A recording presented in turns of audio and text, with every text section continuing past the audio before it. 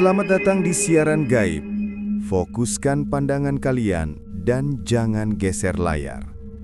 Sebelum kita membuka gerbang cerita kali ini, jangan lupa like, komen, dan subscribe. Matahari baru saja tergelincir di ufuk barat, menyisakan semburat jingga yang perlahan tertelan oleh awan abu-abu yang berat. Di Desa Songan, suasana yang biasanya riuh dengan suara knalpot motor dan tawa anak-anak kini mendadak senyap. Hari ini adalah Hari Raya Nyepi. Seluruh Pulau Bali sedang dalam fase sipeng, hening total. Tidak ada lampu, tidak ada api, tidak ada hiburan, dan tidak ada orang yang boleh keluar rumah. Namun, di sebuah rumah dengan tembok bata merah yang sudah berlumut, seorang pemuda bernama Putu sedang sibuk mengikat 2 ember plastik besar di pundaknya. "Tuh, kamu gila apa? Lihat jam berapa ini?" Bliwayan, tetangganya yang sedang duduk di teras rumah sebelah, berbisik kencang dari balik pagar. Suaranya ditekan agar tidak melanggar kesucian amati sunia. Putu hanya menoleh sekilas, wajahnya tampak kesal. "Sapi-sapi itu belum makan dari siang, Bli. Istri saya lupa naruh rumput di kandang tadi pagi. Kalau mereka mati atau sakit karena kelaparan, apa Bli mau ganti?" "Bukan begitu tuh." Bliwayan berdiri, melangkah mendekat ke arah pagar pembatas. "Ini malam nyepi. Kamu tahu sendiri ladangmu itu mepet sama setra, kuburan. Malam ini bukan waktunya kita yang berkuasa di luar sana. Tadi sore saja orang-orang sudah dengar suara aneh di pohon kambuja besar itu." Putu mendengus sinis. Dia mengambil senter besar dan ponselnya. "Alah, Bliwayan ini kebanyakan dengerin dongeng lingsir. Zaman sudah maju, Bli. Leak itu cuma taktik orang tua biar anaknya nggak keluyuran malam-malam. Saya cuma mau kasih makan sapi, habis itu pulang. Paling cuma 15 menit. Dengarkan saya, Putu. Keras kepalamu itu bakal jadi petaka." Suara Bliwayan mulai terdengar serius dan penuh peringatan. "Madeh, Nyoman, ayo cepat." Putu mengabaikan Bliwayan dan memanggil adik serta temannya. Made, adiknya yang baru berusia 17 tahun, keluar dari dapur dengan wajah pucat pasi. Dia memegang ujung kaosnya dengan gemetar. "Bli Putu, apa nggak bisa besok pagi saja pas ngembak geni? Aku takut, perasaanku nggak enak dari tadi, Bli. Di belakang rumah ada bau amis." "Penakut kamu ini, makanya badanmu kecil terus. Nyalimu juga kecil. Nyoman saja berani kan, Nyoman?" Nyoman, teman sebaya Putu yang memang dikenal suka ikut-ikutan sambil membawa ponsel keluar dari kegelapan teras rumahnya. "Sebenarnya aku agak ragu juga tuh, tapi kalau kamu yang jamin, ya ayolah, lumayan buat tes nyali. Katanya kalau beruntung kita bisa lihat yang terbang-terbang malam ini." "Nah, itu baru laki-laki. Ayo cepat sebelum pecalang lewat patroli," ajak Putu. Ketiganya menyelinap keluar melalui pintu samping yang jarang dilewati. Udara malam itu terasa sangat berbeda. Biasanya angin malam di desa mereka terasa sejuk, namun kali ini angin itu terasa lembab dan berat, seolah-olah membawa beban tak kasat mata. Langit di atas sana hitam pekat tanpa satu pun bintang yang terlihat, seakan-akan semesta sengaja menutup diri. Mereka berjalan kaki menyusuri jalan setapak yang ditumbuhi rumput gajah setinggi pinggang. Hanya suara gesekan kain kamen mereka dan bunyi jangkrik yang terdengar. Suara jangkrik itu pun terdengar aneh, tidak ritmis, melainkan putus-putus seperti sedang ketakutan. Senter di tangan Putu membelah kegelapan, menunjukkan jalan tanah yang becek. Di sebelah kiri mereka, tembok pagar setra yang terbuat dari susunan batu padas mulai terlihat. Bau Kamboja yang terlalu menyengat, bau yang biasanya diasosiasikan dengan kematian, mulai menusuk hidung. "Bli, pelan-pelan," bisik Made sambil memegang pundak Putu. "Bau kemenyan, Bli. Padahal nggak ada yang upacara malam ini." "Wajar saja, ini kan kuburan. Sisa pengerupukan kemarin mungkin masih ada yang kebawa angin," jawab Putu santai. Meski sebenarnya dia juga mulai merasakan bulu kuduknya berdiri. Tidak di ladang yang letaknya persis di balik area kuburan paling tua, Putu mulai menuangkan pakan ke palungan sapi. Sapi-sapi itu tidak melenguh seperti biasanya. Mereka justru diam. Mata mereka yang besar tampak melotot ke arah kegelapan di dalam kuburan. Kaki mereka menghentak-hentak tanah dengan gelisah. "Sapi ini kenapa tuh? Kayak ketakutan gitu?"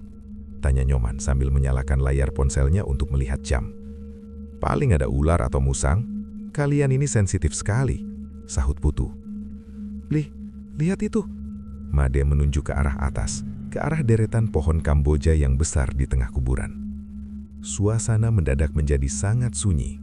Angin berhenti bertiup. Di sana, di atas dahan pohon Kamboja yang paling tinggi, muncul 2 bola api berukuran sebesar kepala manusia. Warna apinya tidak kuning kemerahan seperti api biasa, melainkan biru pucat dengan inti yang berdenyut-denyut. 2 bola api itu melayang pelan, berputar satu sama lain seolah-olah sedang menari dalam sebuah ritual gelak. Itu Endra Jala? Gumam Nyoman dengan suara bergetar. Dia tidak lari. Alih-alih lari, rasa penasarannya justru bangkit.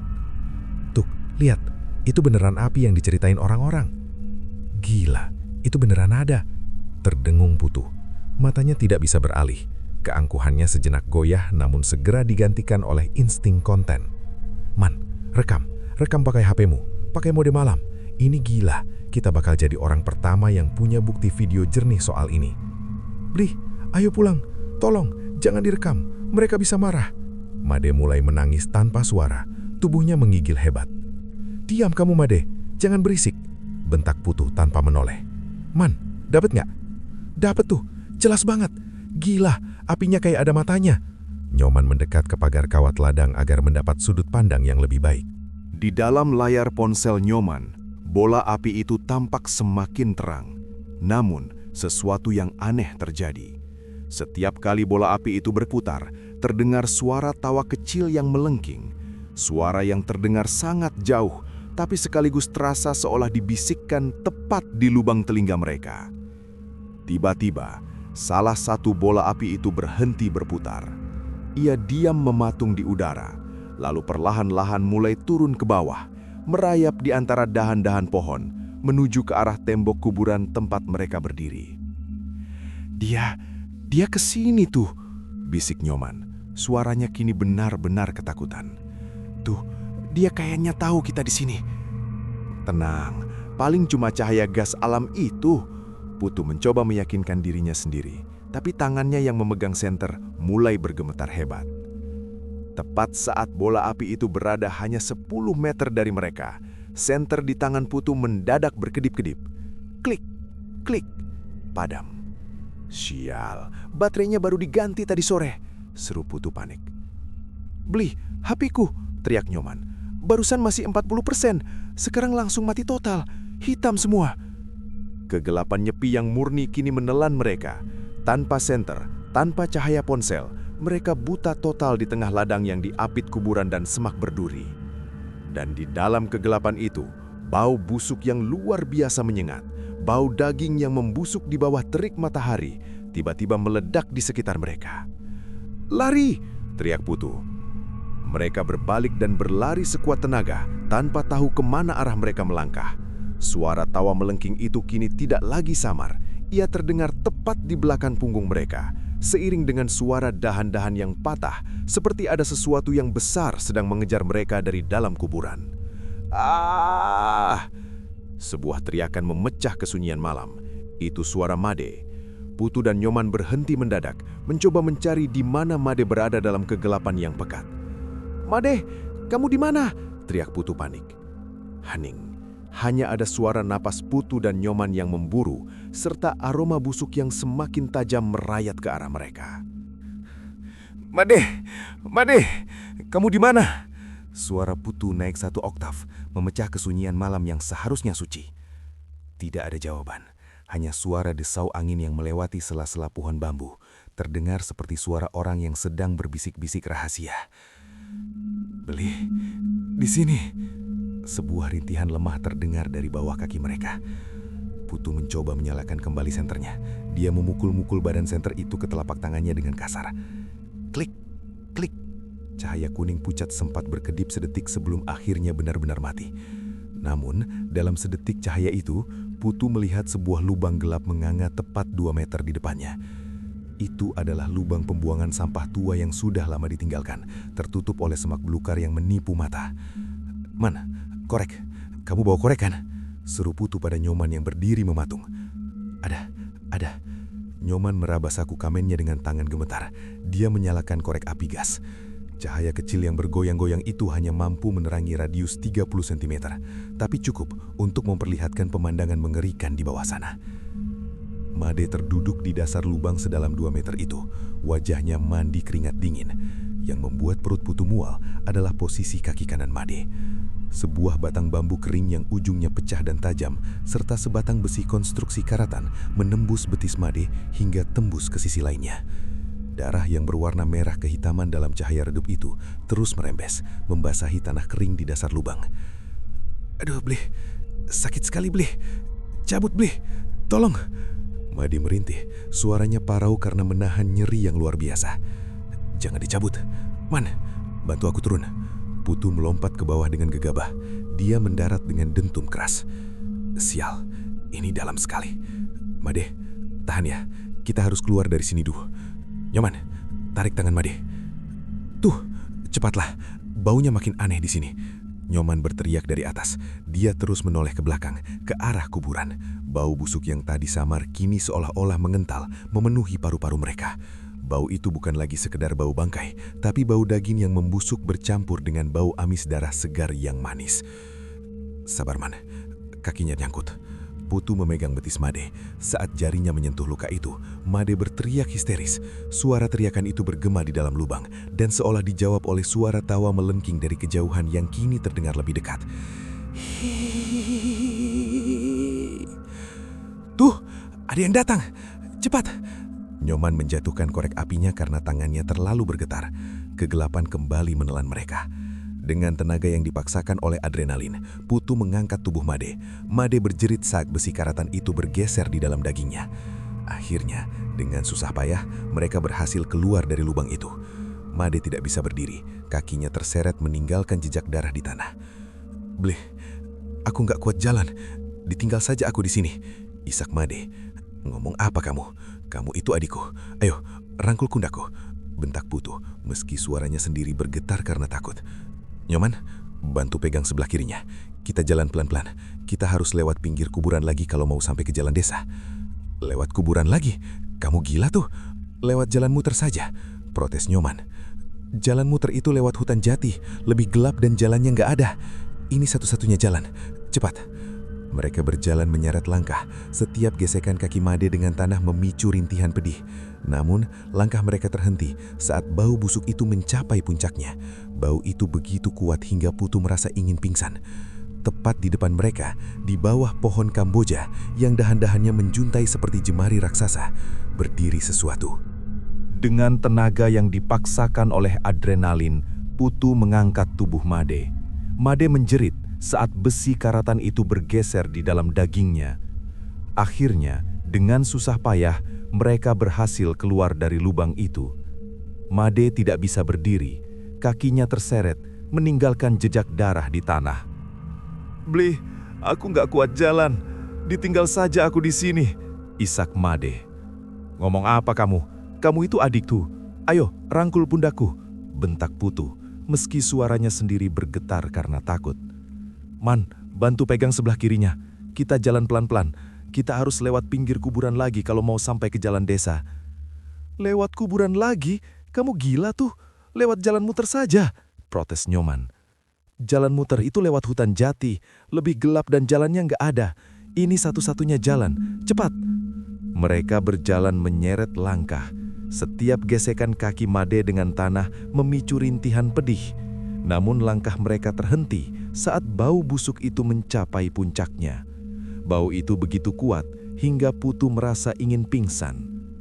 Tepat di depan mereka, di bawah pohon Kamboja yang dahan-dahannya menjuntai seperti jemari raksasa, berdiri sesuatu. "Man, jangan nyalakan koreknya lagi," bisik Putu, suaranya hampir hilang. Dalam kegelapan, mata manusia perlahan beradaptasi. Di sana, sekitar 5 meter di depan mereka, berdiri sesosok makhluk yang tidak mungkin manusia. Makhluk itu mengenakan kain kasa putih yang sudah berubah warna menjadi kuning kecoklatan karena noda-noda yang tampak seperti nanah dan darah kering. Makhluk itu memakai kamen, kain Bali, yang hanya setinggi lutut, memperlihatkan kaki yang pucat dengan kuku-kuku hitam panjang. Tapi wajahnya adalah mimpi buruk yang paling nyata. Bentuknya tidak lagi menyerupai wajah manusia. Kulitnya berlubang-lubang besar, persis seperti sarang tawon yang berdenyut-denyut. Dari lubang-lubang itu terlihat sesuatu yang menggeliat, belatung, atau mungkin sesuatu yang lebih mengerikan. Matanya hanya berupa lubang hitam yang memancarkan kebencian murni. Dan lidah itu merah tua, panjangnya menjuntai hingga melewati dada, terus berayun-ayun seolah sedang mencari arah aroma darah segar dari kaki Made. "Leak!" Made bergumam sangat pelan, hampir tidak terdengar. Makhluk itu tidak bergerak, tapi suaranya, suara nafasnya, terdengar seperti suara daging yang digesekkan ke amplas, kasar dan basah. "Jangan lari, kalau kita lari dia ngejar," bisik Putu pada Nyoman. "Kita geser ke kanan pelan-pelan saja." Mereka bergeser, memutar jauh dari pohon Kamboja itu. Mata mereka tetap terpaku pada sosok wajah sarang tawon itu. Saat mereka merasa sudah cukup jauh, mereka mempercepat langkah. Namun baru saja mereka merasa bisa bernafas lega, suhu udara mendadak turun drastis hingga nafas mereka mengeluarkan uap. "Tuh, lihat ke depan!" Suara Nyoman terdengar seperti orang yang tercekik. Di jalur sempit menuju gerbang desa, berdiri sebuah bayangan yang sangat tinggi. Begitu tinggi hingga kepalanya sejajar dengan pucuk pohon kelapa. Sosok itu terbungkus kain putih kusam yang diikat di atas kepalanya, persis seperti pocong, namun ukurannya raksasa. "Jaka Punggul!" desah Putu. Sosok itu berdiri kaku, tanpa tangan yang terlihat. Wajahnya tertutup kain kasa, namun aroma yang keluar darinya jauh lebih mematikan daripada leak sebelumnya. Itu adalah bau busuk yang menusuk langsung ke saraf pusat, membuat kepala berdenyut kesakitan. Jaka Punggul itu hanya diam, namun setiap kali mereka mencoba melangkah maju, bayangan makhluk itu seolah memanjang, menutupi seluruh jalan. "Blih, mereka mengepung kita." Made mulai meracau. "Lihat di belakang, lidahnya mendekat." Putu menoleh ke belakang. Benar saja, sosok leak berwajah sarang tawon itu kini sudah berada hanya 2 meter di belakang mereka. Lidahnya yang panjang itu menjulur ke tanah, menjilat jejak darah Made yang tercecer. Makhluk itu mengeluarkan suara tawa yang kini sangat jelas, suara tawa seorang wanita tua yang serak. "Ayo lari, persetan dengan kaki. Made, tahan sakitnya. Lari!" teriak Putu. Mereka berlari dalam kebutaan. Made menjerit-jerit saat kakinya yang tertusuk menghantam batu-batu tajam. Putu tidak peduli lagi. Dia menyeret adiknya seolah-olah Made hanyalah seonggok daging. Mereka menembus semak berduri, merasakan duri-duri itu menyayat kulit mereka, tapi rasa takut akan makhluk di belakang mereka jauh lebih menyakitkan. "Ke sana, ada cahaya obor pecalang!" teriak Nyoman. Di kejauhan, tampak lambaian cahaya obor yang samar-samar. Mereka berlari sekuat tenaga, tidak lagi menoleh ke belakang. Mereka tidak melihat bahwa di atas pohon-pohon yang mereka lewati, 2 bola api biru tadi masih setia mengikuti, terbang rendah tepat di atas kepala mereka. "Tolong! Tolong!" Putu berteriak sekeras-kerasnya saat mereka mencapai perbatasan desa. Mereka jatuh tersungkur di atas aspal jalan desa yang dingin. Nafas mereka tersengal, paru-paru mereka terasa terbakar. Saat mereka menoleh ke belakang, ke arah kegelapan ladang dan kuburan, tidak ada apa-apa di sana. Hanya kegelapan nyepi yang sunyi senyap. Bau busuk itu pun menghilang, berganti dengan bau tanah basah. Kita selamat?" tanya Nyoman sambil terisak. Putu tidak menjawab. Dia melihat ke arah Made. Adiknya itu pingsan, wajahnya biru, dan yang paling mengerikan adalah luka di kakinya. Luka itu sudah tidak lagi mengeluarkan darah merah, melainkan cairan bening kekuningan yang berbau sangat busuk. Bau yang persis sama dengan bau Jaka Punggul tadi. "Made, bangun, kita sudah sampai rumah." Putu mengguncang tubuh adiknya. Putu tidak tahu bahwa di dalam luka Made, sebuah kutukan telah tertanam bersama karat dan bakteri. Malam nyepi telah berakhir bagi warga desa, tapi bagi Made, kegelapan yang sebenarnya baru saja dimulai. Pagi hari saat ngembak geni seharusnya menjadi momen sukacita, di mana warga desa saling berpelukan dan merayakan hari baru setelah pembersihan diri. Namun di rumah Putu, suasananya lebih mirip rumah duka yang tertunda. Matahari yang terang benderang seolah tidak mampu menembus masuk ke dalam kamar Made yang lembab. Made terbaring di atas tempat tidur kayu tanpa alas kasur yang tebal. Kakinya yang tertusuk sudah dibalut perban kain putih, tapi warna merah kecoklatan mulai merembes keluar.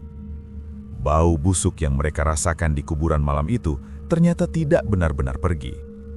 Bau itu kini bersumber dari luka Made.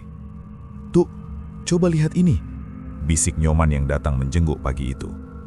Wajahnya masih pucat. Lingkaran hitam di bawah matanya menunjukkan dia tidak tidur sama sekali. "Luka Made, kenapa warnanya hijau?" Putu mendekat, mencoba membuka sedikit ikatan kain itu. Saat kain terbuka, ia hampir memuntahkan sarapannya. Lubang bekas tusukan besi karatan itu membengkak 2 kali lipat. Kulit di sekitarnya berwarna ungu kehitaman, dan dari sela-sela daging yang robek, keluar cairan kental berwarna hijau zaitun yang sangat bau. "Ini pasti karena besi karat itu, Man. Aku sudah kasih parutan kunyit sama minyak kelapa semalam," kata Putu, mencoba menenangkan diri sendiri. "Nanti sore kalau dia belum bangun, aku bawa ke mantri." "Beli." Made mendadak meracau dalam tidurnya. Matanya tertutup rapat, tapi bola matanya bergerak-gerak liar di balik kelopak. "Jangan dijilat, lidahnya kasar. Beli Putu, tolong, dia di bawah tempat tidur."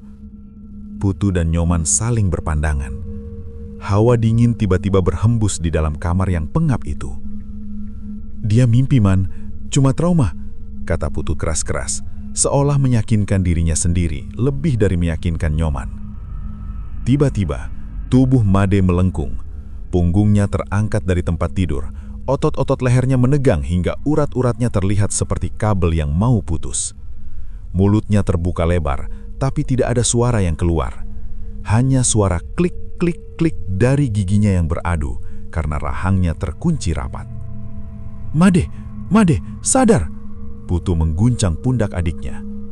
Saat itu, dari bawah tempat tidur Made keluar sehelai kain kasa putih yang kusam. Kain itu bergerak perlahan seperti ular, lalu menghilang ke dalam bayangan. Putu melihatnya, tapi egonya menolak untuk mengakui apa yang ia lihat. "Man, panggil Bliwayan, sekarang!" teriak Putu. Bliwayan datang dengan wajah penuh kecemasan. Ia tidak membawa obat, melainkan segelas air suci dan sesaji kecil. Begitu masuk ke kamar, ia langsung menutup hidungnya. "Sudah saya bilang, Putu, kamu membawa oleh-oleh dari Setra," kata Bliwayan pelan. Ia memercikan air suci ke kaki Made. Saat air itu menyentuh luka, luka itu mengeluarkan asap tipis dan bau seperti daging terbakar. Made menjerit dalam kondisi rahang terkunci, suara jeritan yang teredam dan sangat menyayat hati. "Ini bukan cuma medis tuh, ini tetanus yang ditunggangi. Besi itu memang karat, tapi yang membuatnya busuk secepat ini adalah lidah makhluk yang kamu lihat malam itu. Dia sudah menandai Made sebagai miliknya," lanjut Bliwayan dengan nada tanpa harapan. Hari ketiga, Made mulai kehilangan kemampuan untuk menelan. Setiap kali diberikan air, otot tenggorokannya akan mengalami kejang yang hebat. Cahaya lampu membuat matanya sakit, sehingga kamar itu harus dibiarkan gelap total. Dalam kegelapan itu, Made seringkali berteriak bahwa ia melihat sosok tinggi besar, Jaka Punggul berdiri di sudut kamar, menyentuh langit-langit dengan kepalanya yang terbungkus kasa. "Beli Putuh, kenapa Beli ajak aku ke ladang?" Suara Made terdengar serak di hari kelima. Itu adalah momen langka di mana ia sadar sepenuhnya. "Kakiku rasanya seperti dibakar api biru, Beli. Dan setiap malam, wanita wajah sarang tawon itu datang. Dia jilat lukaku sampai habis." Putu hanya bisa duduk di samping tempat tidur, memegangi tangan adiknya yang kini tinggal tulang di balut kulit.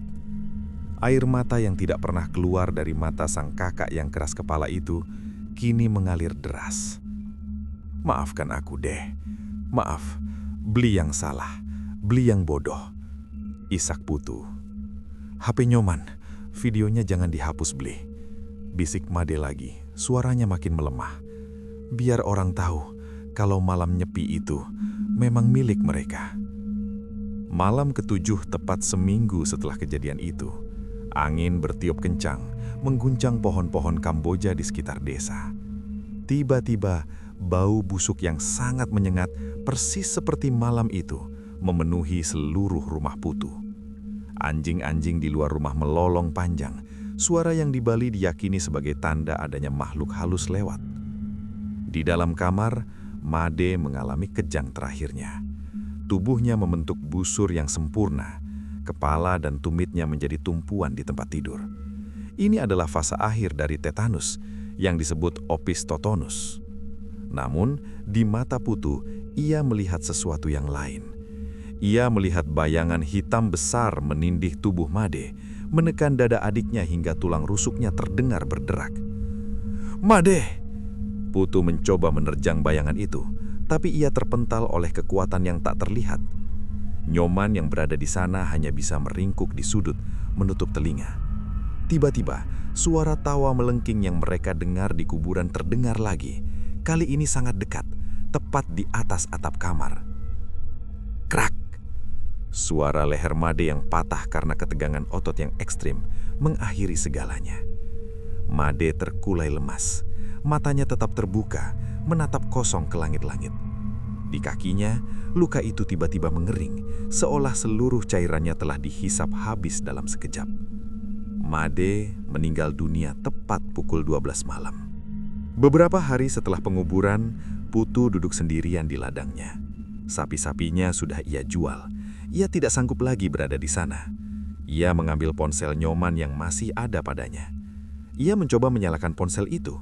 Anehnya, ponsel yang dulu mati total dan dianggap rusak, kini menyala dengan mudah. Ia membuka galeri video. Ia menemukan rekaman malam itu. Video berdurasi 30 detik itu hanya menampilkan kegelapan total. Tidak ada api biru, tidak ada pepohonan. Namun saat ia mengeraskan volumenya, terdengar suara yang membuatnya membeku. Bukan suara tawa, melainkan suara bisikan yang sangat jelas dalam bahasa Bali kuno. "Suksma Putu, sudah membawakan makan malam untukku." Putu melempar ponsel itu ke dalam lubang tempat Made dulu terperosok. Ia berlari pulang. Namun ia tahu, kemanapun ia pergi, bau busuk Kamboja itu akan selalu mengikutinya. Keangkuhannya telah dibayar dengan nyawa, dan nyepi tidak akan pernah terasa sama lagi baginya. Terima kasih sudah mendengarkan sampai akhir. Jangan lupa like, komen, dan subscribe. Sampai jumpa di siaran malam berikutnya.